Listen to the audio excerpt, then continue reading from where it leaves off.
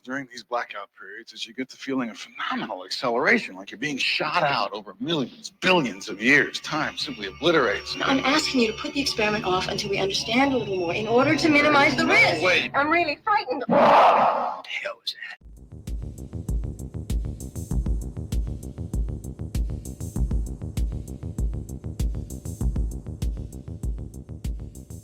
Hey guys, welcome to Movie Matters. I'm Kevin. Drinking. I'm Jake. So am I. And we are together in Chicago. Obviously, I live in Arizona, but I'm here for a mutual friend's wedding.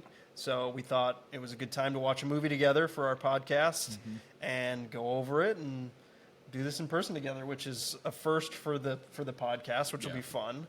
We'll see if it's as long as our Bull Durham episode, because we did that one in person together and it was a little short versus our other episodes are a little long, but who cares? Yeah. Hopefully you're listening and you're enjoying. But today we're talking about Altered States from 1980 with William Hurt. Very weird movie. Like I said, we watched it together. I don't know if I liked it. It was okay. I don't know. Tell me your thoughts, Jake. I know we didn't really talk after the movie about it. Yeah, we haven't really talked at all. Yeah. Been trying to process a lot of it. So, I did like it. I think, well, I don't know. I thought it's very interesting. I think it's very, like, I would classify it as, like, an important film for a lot of the reasons I'm sure we're going to get into. Like, the special effects in it are, like, unreal for 1980. Yeah. Both physical and, like, visual effects. Yes. The score is incredible. The score was, like, my favorite part. Yeah. The concept is kind of, like, interesting. Like, very high level, kind of Cutting edge. Yeah. So yeah, I think it's a good movie. Don't know if I'd watch it again. Same. But I'm glad I watched it once. Me too. Me too. So this movie is apparently the film debut of William Hurt, which is pretty cool. I mean, he's a great actor. He was a great actor. Unfortunately, he passed away relatively recent. He's Thaddeus Ross for all those millennials and Gen Zs that love the Avengers and all the Marvel stuff. He was in that. He's a great actor. He's in another 80s movie that I just recently watched called Broadcast News, which maybe we'll do a pod on. I don't know. It was an okay movie, but I think he's a great actor. I thought he was great in this, especially for a film debut. I thought he was awesome. Like, acting was great. And a very difficult movie to act. Yeah, there's a lot to unpack. It's like, I was thinking about this while we were watching it. It's like, there's so much to unpack, but yet it's like, it's kind of simple. Like, You know what I mean? like it's hard to explain, I guess. I don't know. top level plot point. Like, it's not very complicated. Yeah. The guy gets obsessed with doing drugs and going into isolation tanks. Yeah. And, like, shit happens because of that. But, like, on a lot of the, like, thematic levels, it's extremely There's complex. a lot to dive into. Yeah, for sure. And, like, that, it's like, honestly, I don't want to sound like a fucking idiot, but it's a little over my head. Some of the like the concepts and everything. Yeah. But again, I'm tired. So I just traveled here. I'm a little tired. I was tired during the movie, but and we've talked about it in our other podcast that can affect your viewing and your experience. But I mean, I enjoyed it. Like you said, I wouldn't watch it again. Maybe, but like, it's like you said, for 1980, it's fucking awesome. Yeah. The sound. It's so. What is it on IMDb? It says body horror, sci-fi, and thriller, which I wouldn't even consider it really a horror movie. The only horror aspect to it, in my opinion, is the soundtrack. The soundtrack is like really, really like horror-esque and like haunting. Yeah. And that's like my favorite part of the entire movie. Yeah. is that soundtrack. And like the I guess it would be sound design. The sound, yeah, and I think Would it was be- nominated for an Oscar for that. I mean, like it's also incredible. A lot of it I think is like sound effects that we would take for granted now, but at the time I would think were like brand new.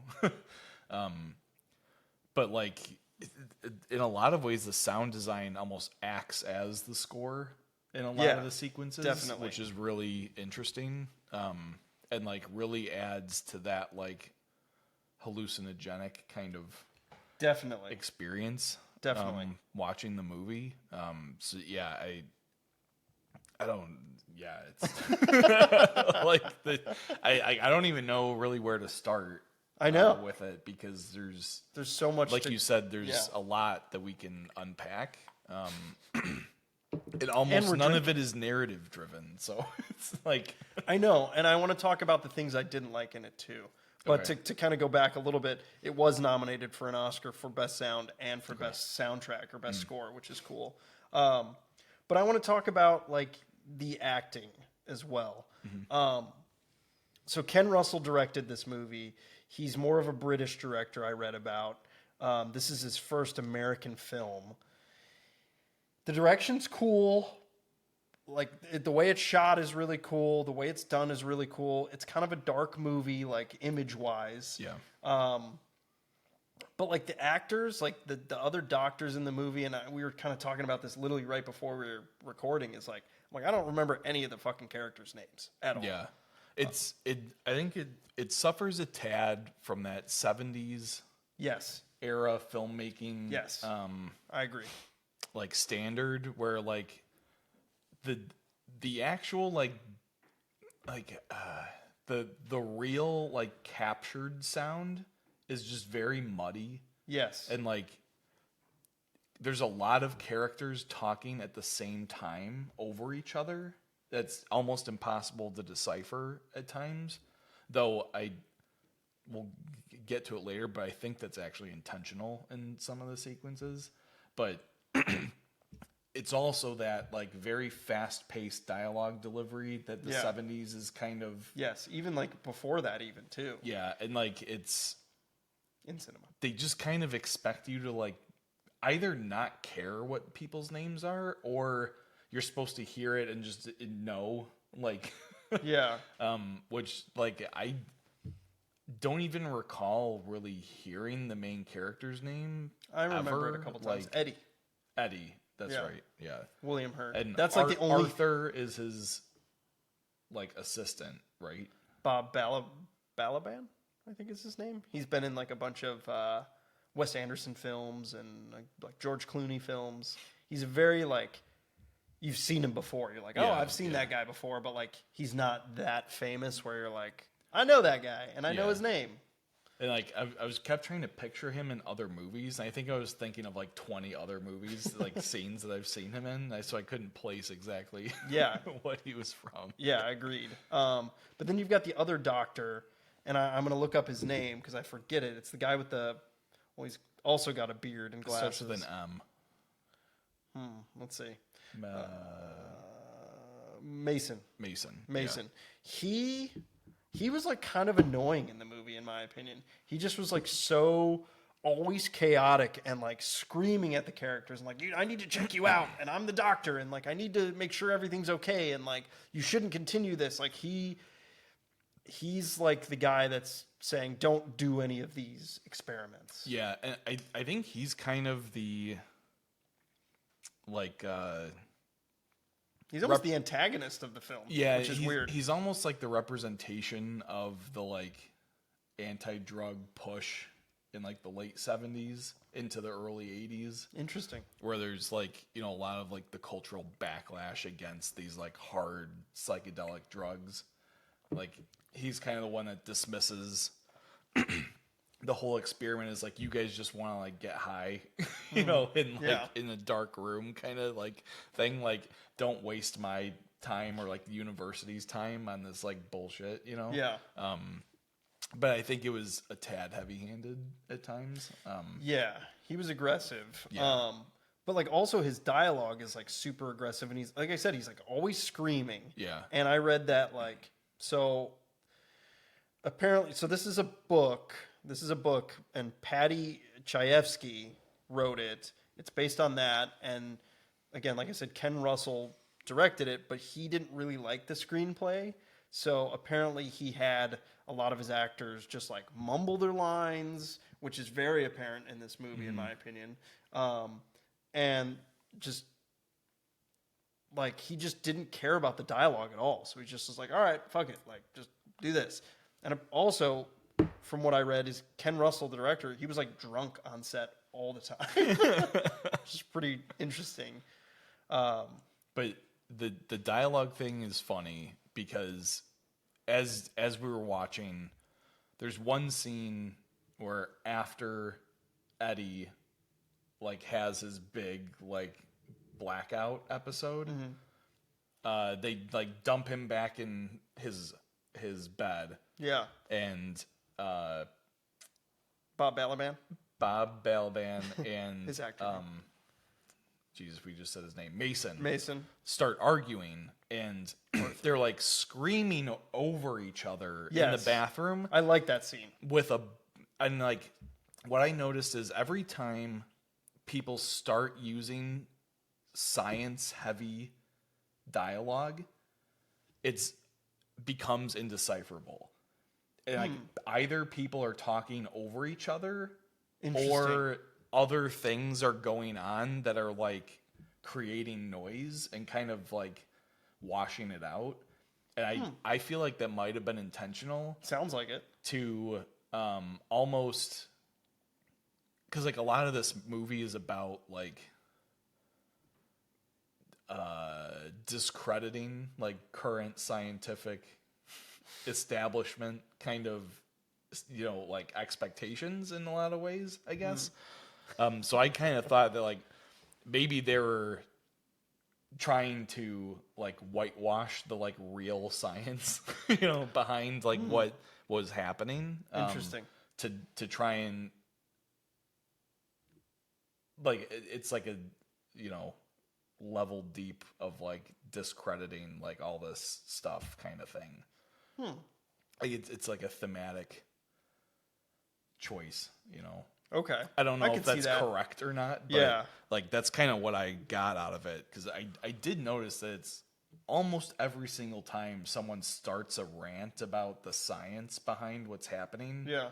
it gets like muddied and you can't really tell Definitely. what people are saying. Yeah, especially with Arthur Bob Balaban. He's like you said, during that bathroom scene, which was a cool scene.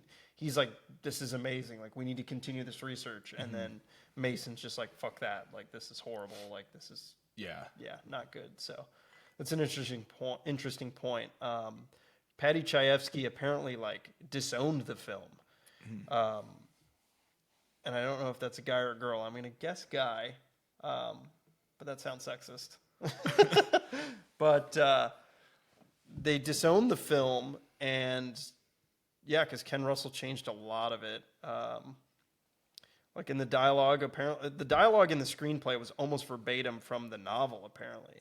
But like I said, he just like Ken just directed them to just, you know, talk over each other and stuff.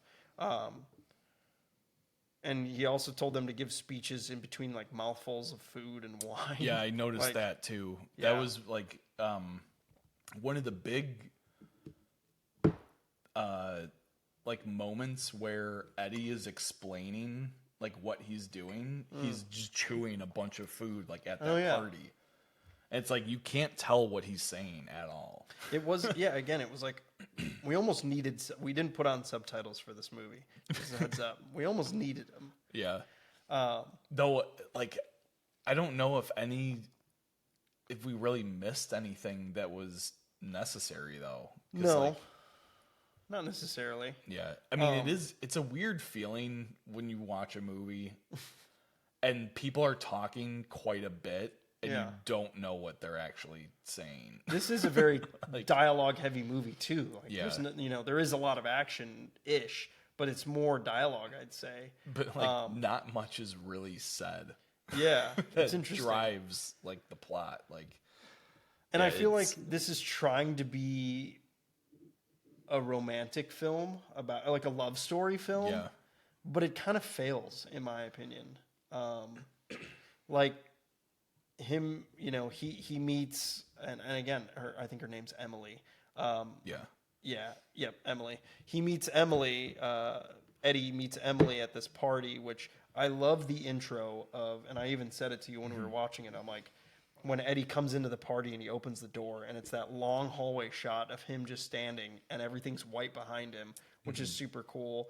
And also, I like marked it down in my notes of that's kind of thematic with, you know, Eddie's whole quest is to get this psychedelic drug, and this tribe that he goes and finds in Mexico like tells him it's like basically like rebirthing your soul, or like going back to the very beginning of like your soul. And he says he's like searching for like the source of truth yeah, or something like that. and what I thought of, like, it was very, and who knows if Ken Russell is trying to, you know, show this, is where he's in that hallway and it's white behind him. It's like, it's almost like a womb where he's like coming out of the womb, the white, you know, I don't know. It was just interesting to me. And I thought of that. Well, and it's like representative of him as this almost like, or at least in his mind, he's like this savior-esque kind of like Yeah. figure that's going to like learn like the truths of the universe and then like, you know, spread Have it this- throughout yeah, this humanity religious- or whatever. Like, yeah. Experience. Yeah. Very interesting. But again, going and getting into their love story, that's why I brought that up, is I didn't think it was like that impactful. Like for the movie trying to, and how it ends with them, you know, saving each other basically. I don't know. I didn't care enough about their relationship, because, you know, it kind of goes through the relationship very quickly, especially in the beginning. They, you know, meet and then they basically have like sex instantly. And And there's a time jump. yeah, and Of they're like at 2 least months. several years. Well, 2 months, Oh, and yeah, then they're 2 like, months. let's get married. And then several And then years. several years where they have kids, which shout out to Drew Barrymore. She's one of the kids, and it's her film debut. And we talked about this when we were watching it. We're like, oh, this is around like the time of E.T., and E.T. was 2 years after this. Yeah. So that was pretty cool. And I mean, I didn't even see her in the movie. I just like, we paused it and it came up on Amazon with the, like the, you know, like the cast list, and it said Drew Barrymore. I was like, oh shit. She obviously had to be one of the kids. But yeah, their time jump, it doesn't really flesh their relationship out. But then when you get to their, like you said, like 7 years later or so, they're like not happy. Yeah. And even like, you know, I kind of read like the plot synopsis, and I didn't get that they like, it could have been more fleshed out. Like it didn't seem like they weren't that happy, but I don't know. It's You like know? it's like the way they talk about their divorce, it's like very amicable. Yeah. And they're both like, yeah, it's just like not gonna work. Yeah. You know, which like is weird because of how quickly their relationship seemingly progressed and how like intimate they are. Like even in like the first time they're together, he like spills his guts about like his life story to her and stuff, and like but yeah, I mean, I feel like a lot of the romantic narrative in this is about his like cold view of like relationships, and like he's very transactional with everyone, you know, and then going through the final like psychedelic experience and coming out of it by her saving him basically, I think is what kind of flips something in his head, and he's like, now I understand the importance of others. You know, like it's almost like there's two things that two other movies that this reminds me a lot of.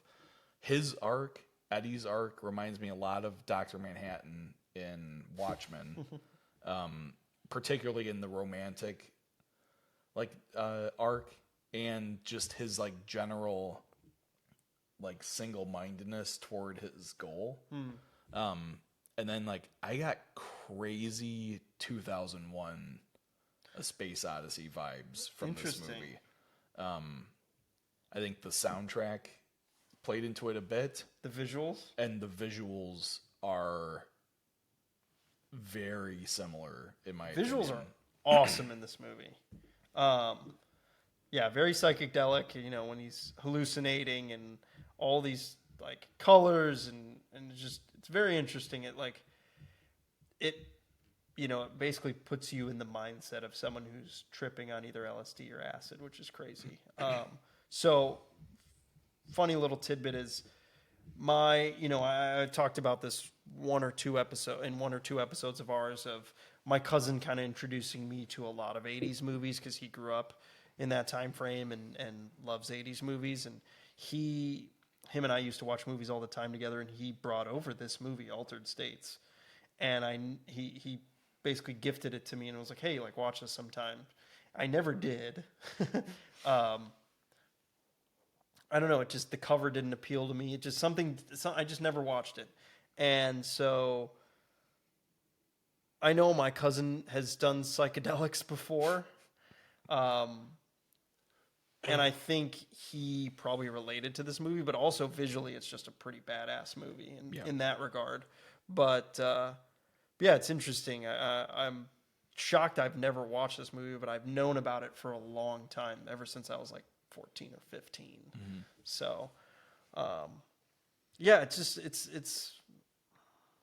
I don't know. I didn't love it. But the visuals are so freaking cool, and the soundtrack's so cool. And like, I love when he goes to Mexico to like search for this like drug from this tribe. And I don't know. The movie felt a little long, maybe about like 5 minutes, 10 minutes too long. I don't know. How do you feel about that? Yeah, like it was duration? what, like an hour and 40 minutes maybe? Yeah. The only, like, honestly, the part where he's like an ape man, I felt a little too long. Yeah. That was interesting. It was, yeah. Because like you said, we didn't even know. Yeah. Like, as we were having dinner, we were kind of like, it's really hard to tell what's actually real and what's actually happening in this movie versus what he's like hallucinating to be happening, or like, yeah, I mean, and that's a cool aspect to it, in my opinion. Yeah, but like Emily does recognize that he's changing, or that he's undergoing some like sort of physical transformation, and the which that in and of itself, with like kind of the ball, like something going under his skin and his arms and his chest, such a good effect. So cool, very practical. And it's like I don't know how they did it. Neither do because his arm just looks normal. Yeah. And they're showing his like whole body. Yeah. So it's not like there's like a hose that they're hiding, somewhere, and it's like a big. It was thick, some sort of fake prosthetics arm, like, for sure. But I mean, like, it was wild, and his whole like stomach and chest were like bubbling too. Yeah. Like, it was really cool. Definitely. But yeah, I mean,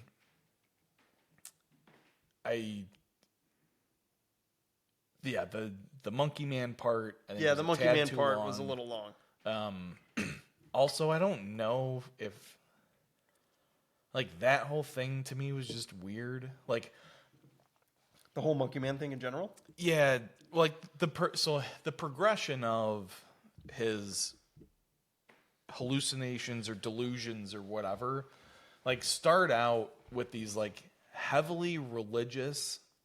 And then they turn into like satanic almost, like visions, like hellish, and lots of like hellscapes and like trippy like, shit. Yeah, like this goat which is like ram. I think that's a ram. Yeah, and like it's a goat and a ram. What's the difference between? It's a ram. Because it's got the spiral horns. Yeah, but it's the description of the beast in the Bible in Revelations with multiple eyes and like 9 horns or whatever. Yeah. And like that all kind of just goes away, and then he starts talking about becoming a like primordial person. Yeah. Which is weird to me. like I don't understand why it shifted from that like religious kind of track to this like very much more like nature science heavy track, and then like jumps back to a like semi-religious kind of thing, because like he ends up going into like a portal to somewhere. Yeah, that And like that whole like water monkey spiral. man thing just like gets abandoned and like never materializes again after his like last. I have thoughts on that, and it's kind of like, because I read a personal review from someone on Letterboxd, and they talked about how they took a psychedelic and it was like they were tripping really hard. They took too much, and there's dark corners of this house that they were in, and light quarters and like areas, and they were trying to stay in the like happy area, and if they went to the dark area, it would consume them. I think that's kind of what happened in his scenario, where it's like he's on this quest to find, to spiritually almost be this godlike figure, or like meet God. And it goes to like this primordial or like primitive monkey man, where it's like, he's reversing his evolution. That's kind of what I got from it, is like he's going back to like primitive ape life, opposable thumbs, like you said, 2001: A Space Odyssey, kind of like that, where they learn to use the tool, which is super cool. I think that is kind of what he gets at, but then he goes into this dark space when he is this ape, and he's hurting people, and it's like he's this primitive creature that doesn't know how society works. And I think it's like going back in time. I don't know, that's kind of what I got from it. Yeah, I did think the line after his like final experience, he's talking to Emily and he says that like the truth that he found is that there is no truth. That was a great line, by the way. Yeah, That I whole, thought like, that was a pretty interesting exchange. And like, yeah, it's one of those exchanges where like, the character doesn't actually understand what they learned, because like that's a good point. He does come around and realize that like he chooses the light at the end, kind of. So like, yeah, I kind of like those moments when characters think that they learned the lesson and then they have to undergo one last, challenge or whatever, then they figure it out, Yeah, and I think one good point to that, and like really good way of how the movie's done is, there's like parts where it sounds like he's struggling in this deprivation tank, and they like open it up to check on him. He's like, "Oh, it's beautiful. Like, this is awesome." And I think that like ties into your point very well.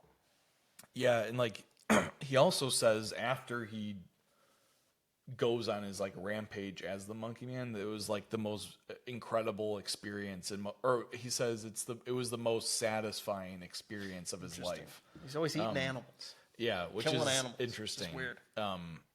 Primitive, I guess. Yeah, kind of goes back to that. Yeah, but yeah, it's a very interesting movie. It at least like makes you think, and keeps you engaged in what's happening. Yeah, I feel like they did a good job of conveying the like psychedelic experiences in a way that's definitely. not like, not that I can relate. Yeah, no, but like they're wild, but I don't feel like it's so heavy-handed that it feels like the Yellow Submarine or something that's just like goofy. Yeah. Like it takes itself pretty seriously in like a good way, and like it just like visualizes things in really great ways that like the part I'm thinking of is when him and Emily while he's tripping in Mexico turn into like sand and Yeah, like that was slowly like wild. wither away. Like that's a really cool visual That that was like so cool. is excuse me. Sorry. It's the alcohol. It's Yeah. okay. But that visual is very As you go for more. compelling and Yeah, definitely. unique and like a really interesting way to express a concept Definitely. without a long diatribe about something or like, you know. Yeah, and I feel like, I mean, I'm sure there's psychedelic movies in the 60s and stuff and 70s, which again, I'm not too familiar with the filmography of that, and that's why we're getting into these 80s movies personally, just because I feel like there's a treasure trove of movies. But I feel like this movie really like there hadn't been a lot of movies prior to this that did it in such an interesting way that feels like I'm on an acid trip when I'm watching this movie. It just feels very like I don't want to say the like- word natural, but it's like natural. Does that make sense?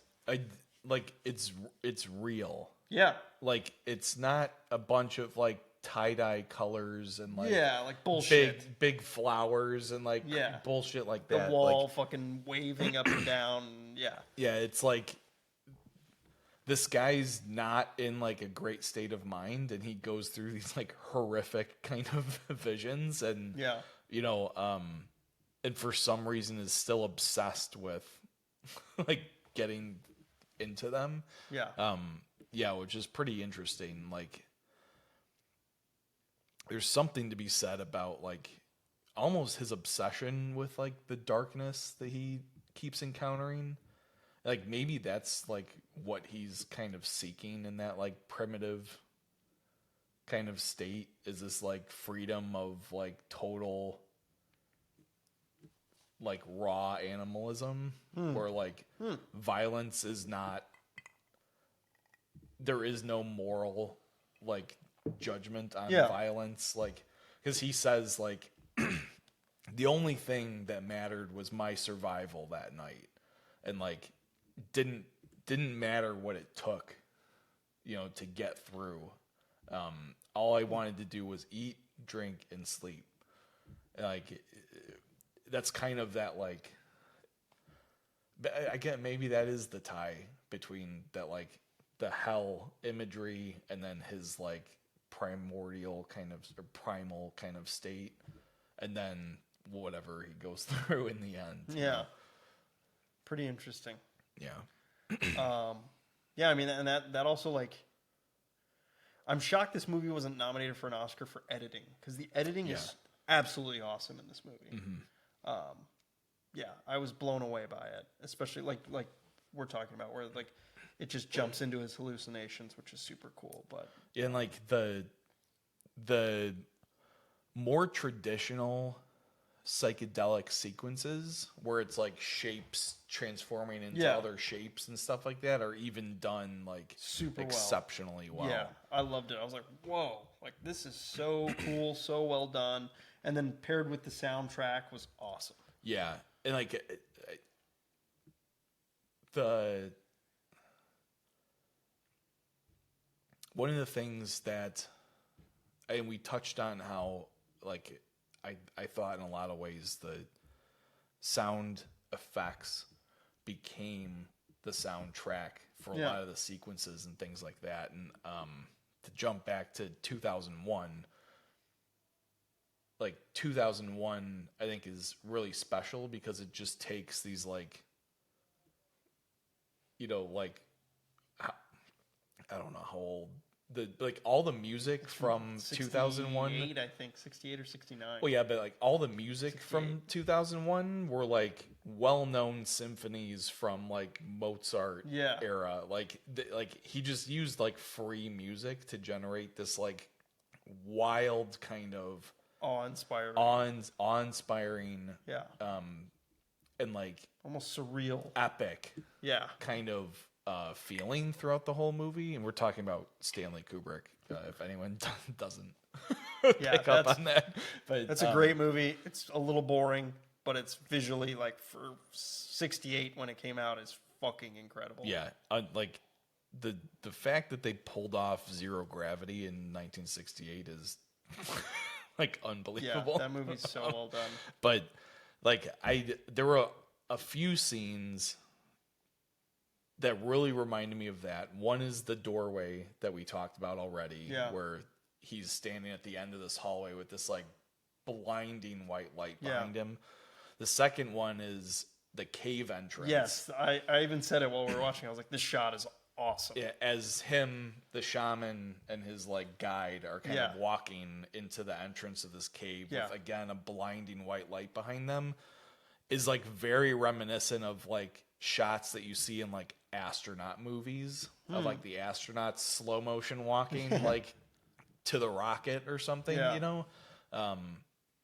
Like this movie did, even though like a lot of the scenes in this movie are within the confines of like a small office or a small room in a house, but like it's a very epic movie, which is interesting because like even from the opening where it's like with the computer and everything, and like Bob Balaban, Arthur's character, is just like where he's working on the machines and everything. I was like, whoa! I was like, this is like the set design is really well done. Yes, and like usually in a movie with this kind of like grandiose feeling, like we talked about this a few episodes ago about how like usually or in our episode on Ron, the Akira Kurosawa movie, that like usually you get these like wide shots of like epic landscapes with like where like the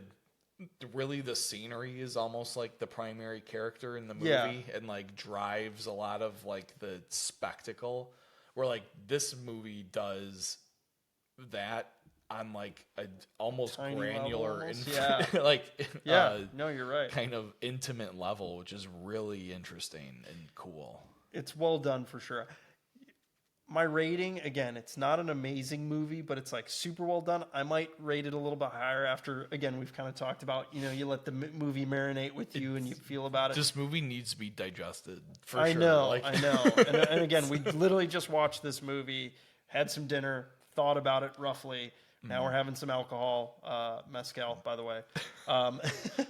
And yeah, I'd give it like a 5 out of 10, honestly, this movie.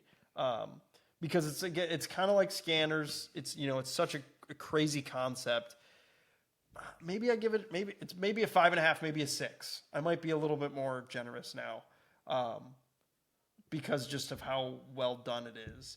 But again, from rewatch value, I probably am not going to watch it again. But I'm glad I did watch it. Yeah, I think I might give it like a 7. Okay. Because I think it's visually stunning.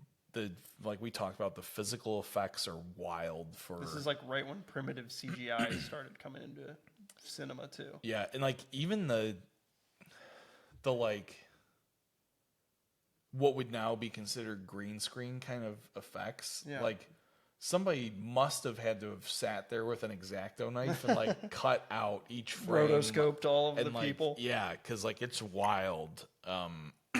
Some of the juxtapositions in his vision sequences are pretty spectacular and look good. They look so like they so don't good. look shitty. Like you just slap somebody on top of something, you know. Like I thought it looked great. Yeah, for those reasons I would rate it high. Good. I did think it's a really good like high concept film. I think rewatchability is probably low. Yeah. At least for me, and some people may feel differently, and they may even have way deeper dives on this movie, I'm sure. But I'm glad we're on the same page. I feel like we are on the same page with this movie versus our other few movies lately. Yeah, the last few have been on different thoughts on them. But I will say I'm going to add a little addendum on Near Dark. I do appreciate it a little bit more. Okay. Now that I've thought about it for a week, I do feel like I didn't give it as much credit as I probably should have. I liked it. I thought it was cool. Part of it, I think, was watching it with fucking ads. Yeah. And this we didn't have to watch with ads, thankfully. If Yeah. this was with ads, it probably would have been brutal. yeah, it would have been really brutal. Yeah. But I think this movie's also interesting in our filmography that we've done thus far because it feels very different Yeah, than pretty super much unique. all the other movies we've done. Yeah. It doesn't really feel like an 80s movie, but If it, like, I don't even know. I like that it is. Like, it's kind of timeless in a way. Yeah. Even though it's dated by the technology in some of the shots. Not that they don't even discuss any of like the technology, but the only 70s vibe I got from it could almost even be like late 60s, is when they're at the party. yes. And there's, I forget exactly, is it a playing, Jefferson Airplane song? Inagata Davida or something. Oh, yeah. Yeah. Something like that. Yeah. That's the only vibe I got where I was like, okay, this is not, doesn't feel like an 80s movie. Their That's the clothes only- are very the 70s. clothes, and then there's, the way they're smoking grass and stuff like that. Yeah. That's the only thing. But yeah, I mean, it's conceptually and even like dialogue wise, there's not a lot that like pins it to the time period, which is interesting. For something that's so heavily focused on what at the time would have been like the drug counterculture, or whatever. But yeah, I don't know. Yeah. Really interesting. Definitely worth a watch. Yeah, definitely. Yeah, I enjoyed it. I think you guys definitely should watch it. I'm glad to be here with you, Jake. This has been fun. It's always fun. I'm going to cheers you now. We've got some alcohol here, and we're having some fun. And hopefully you guys are having fun and enjoyed this episode and potentially watched this movie and enjoyed it as well. So coming up in July, I don't know what I forget what we have coming up next. But I know in July we're going to do kind of an America month, which will be fun. Almost all hardcore action movie, like pro America, lots of guns, lots of killing bad guys, that kind of shit. We got some Chuck Norris film in there. Chuck Norris. Yeah, so that'll be fun. Yeah, I'm looking forward to all those. I like pretty much a lot of these movies. Like this one, like I said, I've never seen before. So it's always fun doing those. Yeah. Because it gives us a new perspective on the genre and of 80s movies. So so we hope you guys enjoyed this one, and thanks for listening. Yep. See you next week.